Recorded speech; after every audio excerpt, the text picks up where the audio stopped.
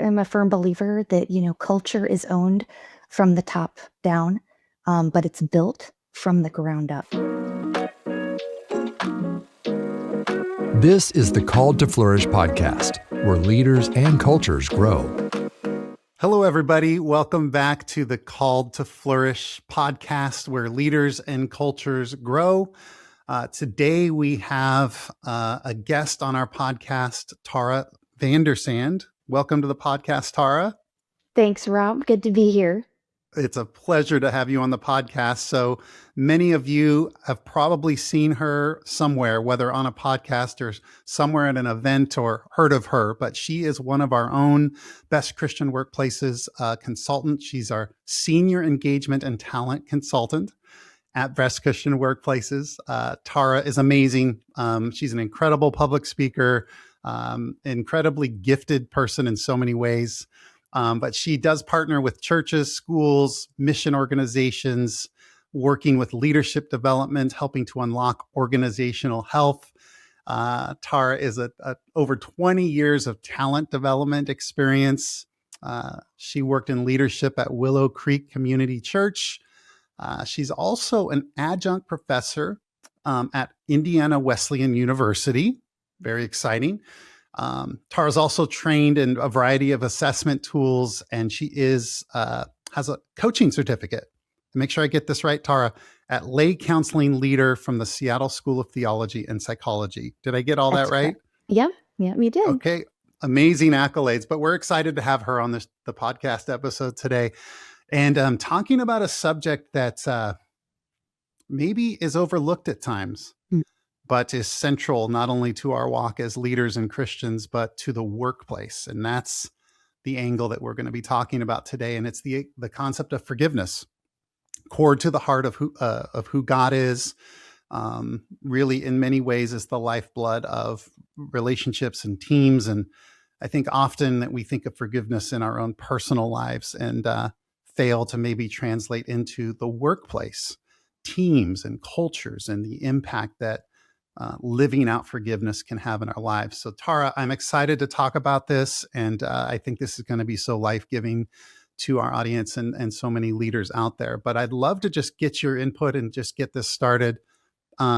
What got you thinking about forgiveness in terms of something that is more than just a private, personal practice, but something that is so important actually in our workplace cultures? What got you thinking about that and excited about that content and helping leaders in that area?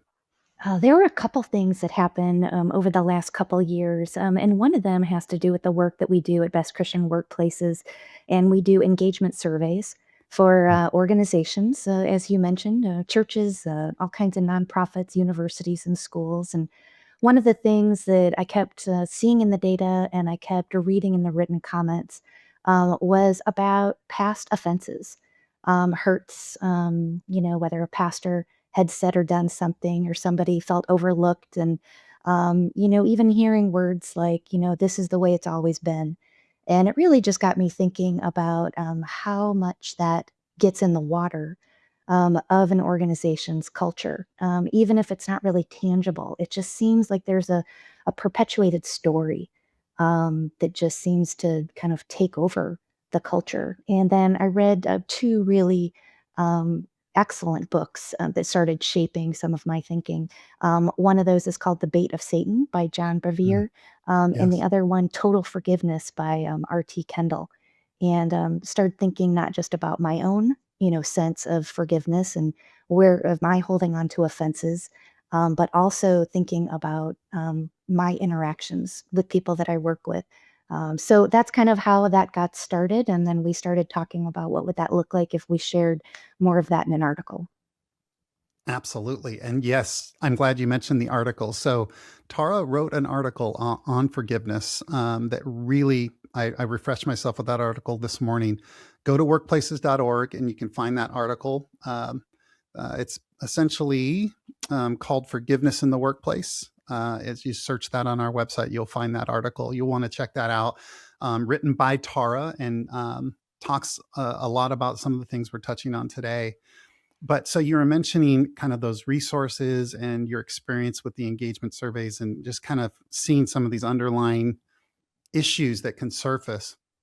And I'm curious, and maybe maybe in the church culture context, but any context in the workplace, what begins to happen with churches or teams or the work environment when forgiveness is absent Mm, from leadership, I guess, modeling that? Like, what begins to happen underneath? You mentioned the water; it can contaminate the water. Talk a little bit yeah. more about what that can do if that's lingering and festering. Yeah. Well, I'm a firm believer that, culture is owned from the top down, but it's Mm, built from the ground up. And Mm, so it goes both ways. And so if we look at unforgiveness from a leadership point of view, what it starts to look like is that people are moved into certain positions out of favoritism. And the favoritism is really a byproduct out of mistrust, potentially for someone on the staff that might have missed a crucial deadline, or might have, been underskilled or even made a really poor decision that affected the organization, but there isn't a sense of forgiveness. And so there's holding a grudge, just the way that leaders will talk about other people. So you can sense this gravity of, I can't make a mistake here. It'll mm, be always held against me. And when people are afraid of making mistakes, then you don't have collaboration and you definitely don't have innovation. right. And it really creates a culture of fear. And then when you don't have trust from the ground up, really what that looks like is the meetings after the meetings, the second guessing, the I don't believe what you just told me, there must be something else. And again, it just is a waste of energy and time, productivity, and in the Christian workplace, it ultimately ends up in feelings of isolation and yeah, to work in a Christian environment and to not feel the presence of Jesus, Mm, that's really, really hard. yeah.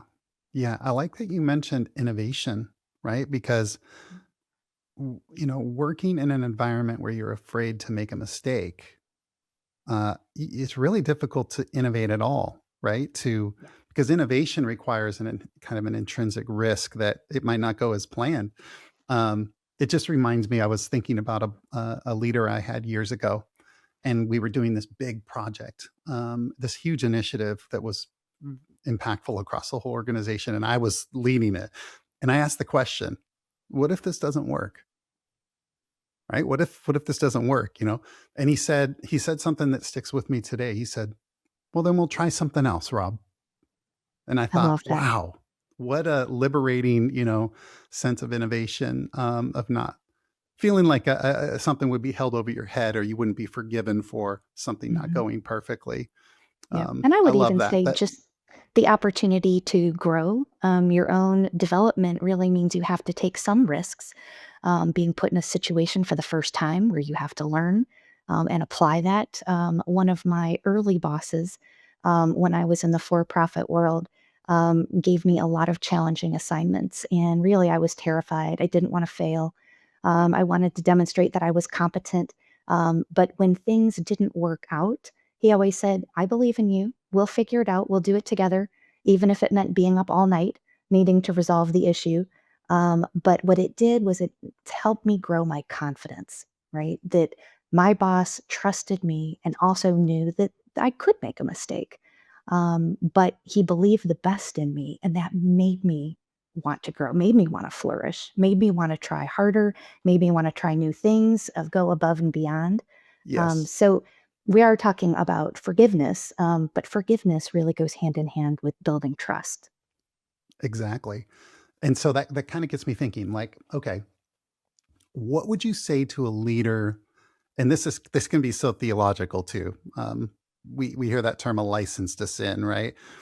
Making a mistake is not exactly a sin, but in every sense in the workplace. But the idea is, if I offer this grace and forgiveness, am I letting things slide? Mhm. Right, as a leader, am I letting things go? Am I not setting that standard of maybe excellence? And I'd love your thoughts on this. I just personally, from a theological standpoint, when I go before the Lord and receive his grace and mercy and forgiveness, it doesn't cause me to want to do more things that are wrong or make a mistake. It Yeah. actually empowers me to want to do better. Yeah. Right. So Yeah. I don't know. That's my thought. What are your thoughts on that though? That Yeah. idea that like, hey, I can't let this one go or Yeah. offer grace there. Well, I hope this would be true in every workplace, but especially within the Christian workplace. I do believe that we demonstrate mercy by giving benefit of the doubt. Mm, And so we are talking about, there is the outcome of the job, right? There's a task that I need to do, something I need to accomplish. And then there's how I do it, the behavior that I use it for. So let's go first with the outcome of the job. Because I think that's a little bit easier to think about. And when we give benefit of the doubt, that means that I'm curious about the why. mm, What might be going on in that person's life, with their family, that they might have missed the deadline, or maybe their right. quality was poor, or right there was a misunderstanding. That's giving benefit of the doubt. And then I want to provide an opportunity for coaching, for learning, right? Maybe redirection. Maybe you didn't know. But there is the phrase, right? We give benefit of the doubt, but when there's no more doubt, there's no more benefit. And I think that's where some Christian organizations, they take a really long time because they want to be merciful, right? They want to have a Mhm. grace-filled culture. But when a behavior or a skill happens repeatedly, that's not just a one-time offense, that's a Mhm. pattern. Yeah. And a pattern we need to take action on because we need Yep. to be good stewards as well. Um, so again, there's different things when you're thinking about the workplace. It's more than just a relationship. There's, an accountability that we have. Yes. But I do want to talk quickly about the other part, and that's the how we do things. We do usually have, values within an organization. How we agree to work with one another, how we agree that we'll disagree with one another, and do that well. And when people get bruised that way, we do want to as well give benefit of the doubt, but there's a sting, right? It's different than you didn't complete that project the way that I had hoped you had. It feels personal. And Mm, that's really where, especially in the article, I go into someone did bruise me. Maybe I felt dismissed. Maybe I felt ignored. right. Maybe someone shared information about me in the workplace that shouldn't have been shared, right? These things happen because we're humans. Mm, So the first step is me. It's a solo job, and that is about forgiveness. Because forgiveness is my decision, and it's between me and God, and I release that person, and it does me a world of good. Right? It heals my heart, restores my relationship, but that's different than reconciliation, and that takes two mhm, people. mhm. So that's why I started with the workplace skills and outcomes, because the one with the behavior sometimes is a little trickier. Yes. So you're talking about there's a balance. Sometimes it's, hey, there's grace that's needed here. Mhm. And sometimes it's this is a pattern. Mhm. Um, and it's how you approach that and how you discern that. And that's really good. So I'd love for you to maybe share if you've got an example. I don't mean to put you on the spot, but if you've got an example of maybe a turning point you've seen where maybe leadership, staff, a culture shifted toward a more, slant of grace and forgiveness in this area where things had gone the other direction too much, and you saw the benefit of that or the how it shifted and changed that culture without, of course, naming any names or anything. But do you have any examples that you can think of? Yeah, one that comes to mind was, again, it wasn't intentional, but what had happened in this one organization was it really became a culture of secrets. Mm, And the leaders felt that doing things privately were the best way to handle them. But these private conversations felt like secrets to the rest of the staff.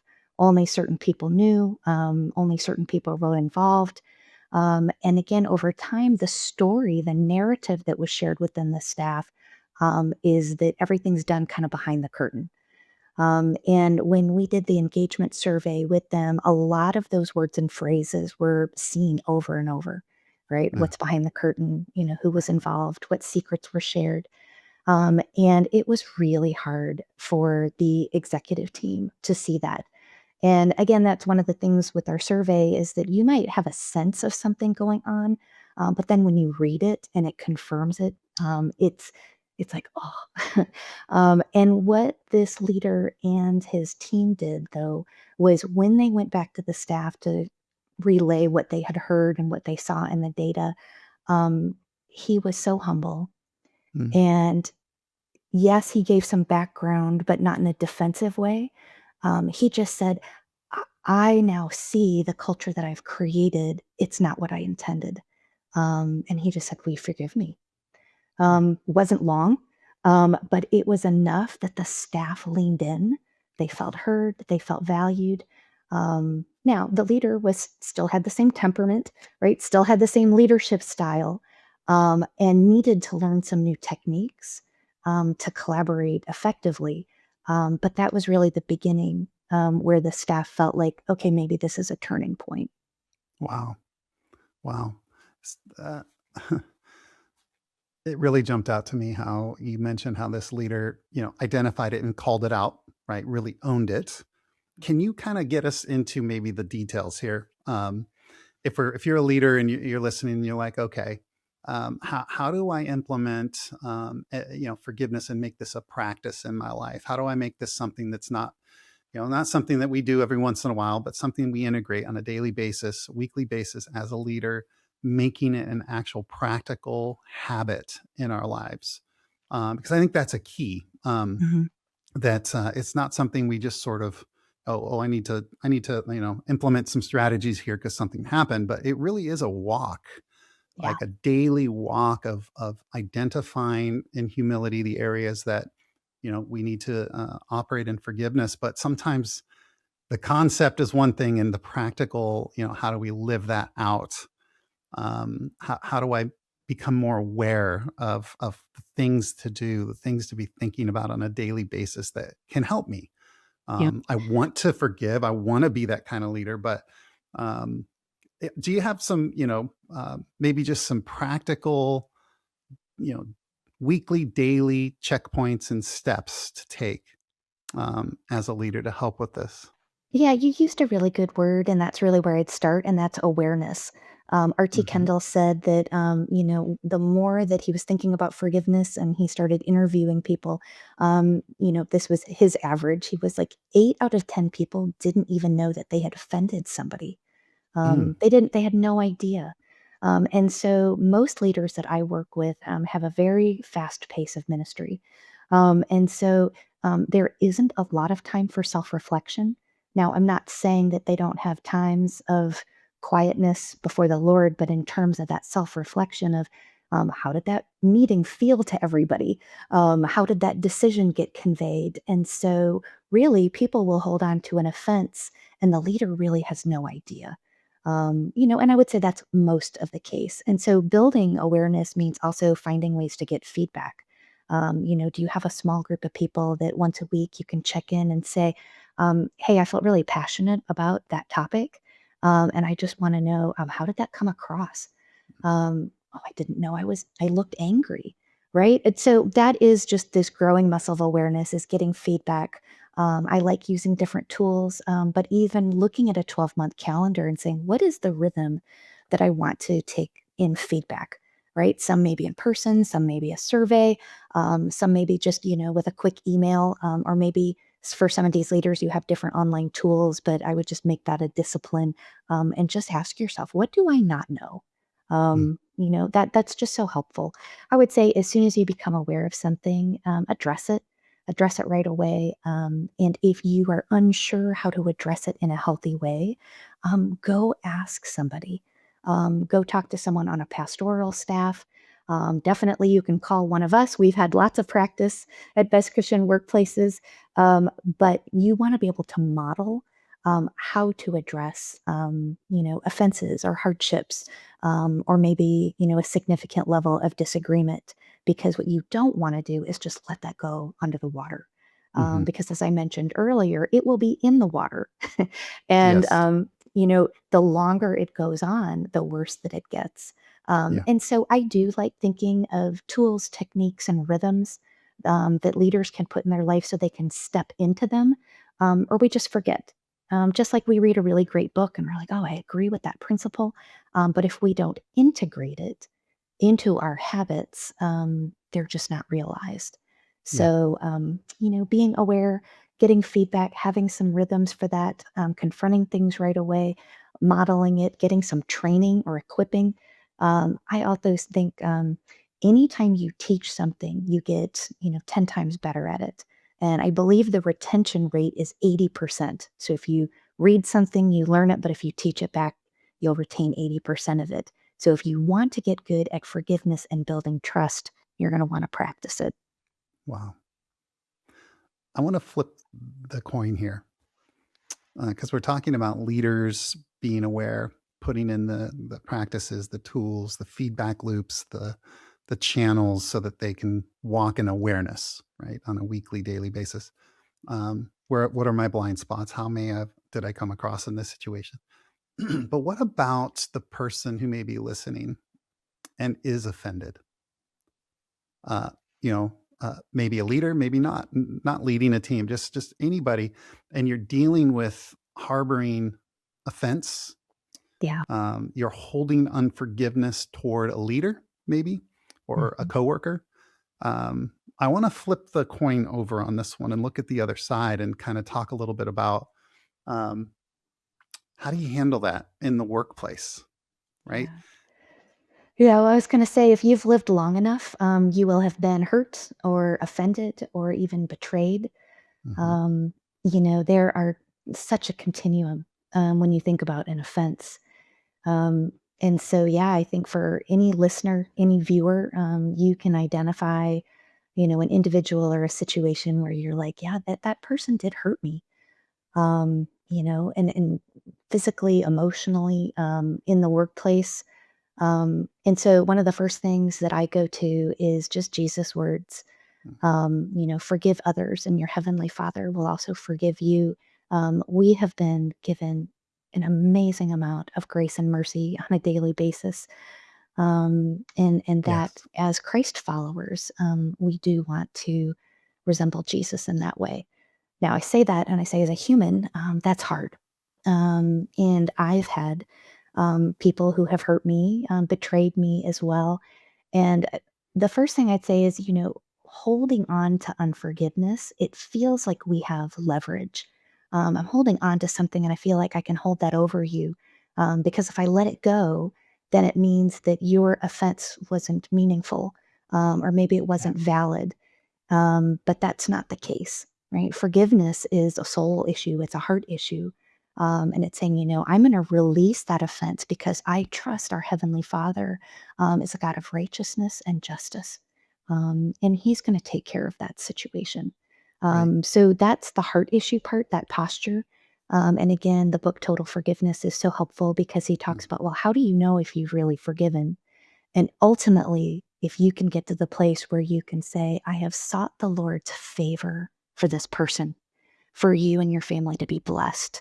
And I don't think of the memory and it doesn't feel like a punch in the gut. Um, there's total forgiveness there. Now, when you go to the workplace, as again, I told you there's like two different types of offenses. There's an agreed upon accountability that we have about workplace outcomes, and I can feel what do we call it, offended, or I could feel almost devalued if you're not responding to my emails, if you're not holding up your deadlines. To me, again, that's one of those things that I forgive the individual. I'm not holding on to this narrative that you are a bad person, that you have malintent, right? That's the story that I tell myself that actually creates division within the workplace. But as a healthy human, I'm going to go to that individual and say, this was the agreement that we had. Help me understand. Do we need to get other people involved so that we can work that out? Yeah. But then there's the behavior side, right? And sometimes we do work with people, and some of our viewers might work in a non-Christian environment, Hmm. or at least that's how it feels. And I would say again, if that feels safe, that's something that should be addressed. But the forgiveness can always happen. That always 100%, that is my commitment, that I will forgive and I will Right. release that offense. Now, there are natural consequences, right? And there's divine consequences that happen with the choices that we make. But that goes a little bit outside of forgiveness. But I can tell you that those things do take their course when we let God handle that. Yeah. Yeah.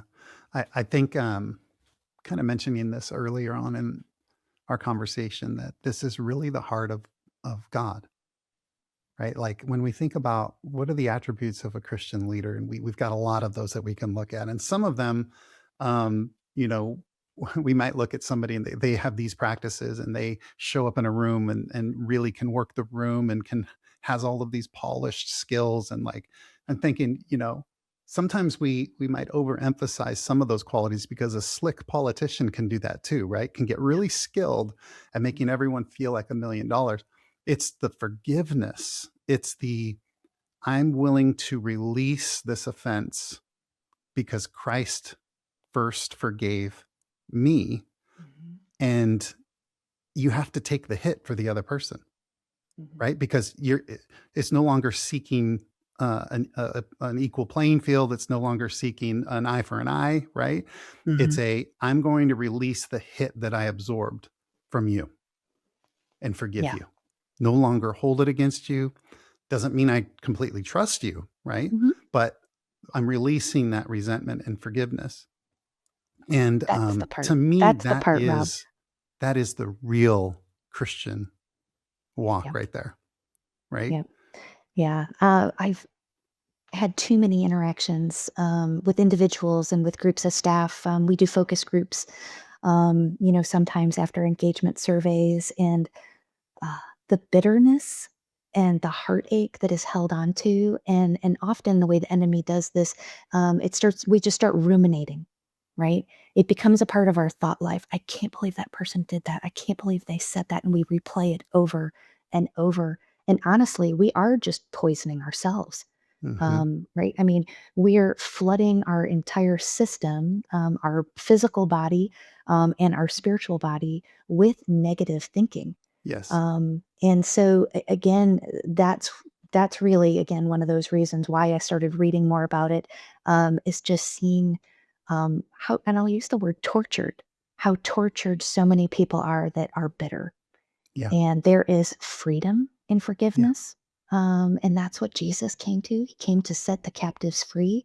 And so, because someone harmed me, abused me, betrayed me, why would I want to hurt myself over and over? Replaying that. Yes, for some of our viewers, a very hard thing happened. Yeah. And potentially it was abuse, potentially it was betrayal. And we don't invalidate that through forgiveness, but we're saying is Jesus came to set me free from that. Yeah. And so I can have life and lightness. I'm a big believer in inner healing. There's a Uh-huh. ministry I'm a part of at my church, where we just invite the Holy Spirit into those memories, into those situations, because God is timeless, and just ask Him to heal those hurts. Mm. So the first step really is making the choice to forgive, and then the doors open up for what God will do. Yeah. Real quick, I'm going to share a quick little story from a friend of mine. I grew up with this friend. His name's Dean Smith. He's gone on to launch a really great ministry called Live to Forgive. And grew up with him, went to high school with him, college, all that. And when he was 12 years old, his stepfather murdered his mother with his baseball bat when he was in school. It was a huge thing in our little town, right? It was the whole town was, and Dean was just is the most energetic, delightful, happy, individual. Mhm. But he spent the next 10 years plotting how he was going to take revenge against the man that murdered his mother, which really she was everything to him, right? And long story short, he ended up forgiving the man. And when the man got out of prison, he tried to commit suicide. Mhm. And Dean connected with him, flew across the country, led him to the Lord. And ultimately, they both came back to the hometown of the church because my friend was adopted and his dad was a pastor of the local church in town. And the entire community, some 25 years later, received the man back. His sister came on the stage, forgave the father as well that had done that, the stepdad that had done that. And it's resulted in this incredible movie called Live to Forgive and a forgiveness ministry. But when you watch the movie, and I consider my friend's story of going through this very challenging, difficult process of forgiving, and it wasn't easy. It was like a daily process of inviting God in, help when the memories would come back up, helping to just overcome these things until the Lord completely healed him from the inside out. And you consider a story like that, and everyone has different levels of offense. And then I apply that to work. And I think, yeah, I was bruised, right? Yeah. But if he can forgive through the Lord's grace and power, the man who murdered his mother, how big of a deal is my bruise? You know what I mean? When you put it into context. And I don't know, I just wanted to share that because it is so incredibly powerful. It's not that the bruises don't hurt, but forgiveness is the core of our walk in Christ. And without it, as you said, the workplace is not going to thrive. Culture is not going to thrive. And so I'm very, very encouraged, Tara, by this conversation. And yeah, it's a heavy subject. And I just want to lift up everyone who is listening, who's struggling with bitterness, unforgiveness, maybe a leader who needs to ask for forgiveness. And just want to invite the Lord in to just minister to these workplaces, these leaders, these coworkers, these incredible people, and invite the Lord to do a work of healing, because that's what this is. This is beyond the logistics of work. This is deeply, deeply spiritual, and incredibly empowering when we walk in that liberty and forgiveness. So I want to thank you, Tara, for this incredible time together with you and highlighting this subject that's so important. And I just pray that the leaders and those listening, anybody, realizes the importance of this. And let's resolve these things in the workplace. And let's walk in liberty together. And let's also see our workplaces and our teams thrive. And with that, if we can, try to transition to something a little bit more lighthearted. I'm going to do some rapid fire questions so we can learn a little bit more about you. Is that okay? Sounds great. Okay, let's do it. Rapid fire questions. Okay, early morning. Okay, do you drink tea or coffee? Coffee. Thank you. Thank you. That's what I thought. You were a coffee person. Early morning coffee or late afternoon round of golf? Oh my. Jesus and coffee. Yeah, those I wouldn't give up either. Well, I didn't say Jesus. I just said coffee. That's what I do in my morning. That is my morning. I have coffee with Jesus. I understand. And so that every time I would pick that. Okay. Maybe both. That'd be a good day, right? That's a good day. Here's another one. One-on-one conversation or leading a group discussion. What's your preference? I love leading a group discussion. Around the halls at Best Christian Workplaces, people say that my word is being curious. And I just love hearing what people are thinking and what they would do and their ideas. And so I would pick that. Okay, group discussion. And then you'll appreciate this from where you live. You live in the beautiful, where the ocean is, okay? And the sun is most of the time. What's your preference? Beach sunrise or sunset? Beach you sunset. You have to pick one. Oh, sunset. Yep. We're on the Gulf side. We have the most beautiful sunsets ever. And when you go to the beach, as the sun hits the water, everybody claps every single night, no matter what day it is. And it's just amazing. It's like people experience the awe of God. And so absolutely the sunset. You said everyone claps? Yep. Wow. Every night. Oh my goodness. That sounds amazing. Yep. We have Siesta to go Key there. Beach. We have to have a work retreat there. That'd be amazing. Yes. Okay. Well, I want to invite our listeners, if you're watching on YouTube, if you're listening on a podcast, share this episode with a colleague, a friend, a coworker, somebody you know would benefit from the content and needs a little bit of encouragement, whether they're harboring something or they need to ask for forgiveness. Send this episode to them and encourage them today. So if you haven't subscribed to the podcast, be sure to subscribe and catch us on the next episode coming soon. God bless you. God bless.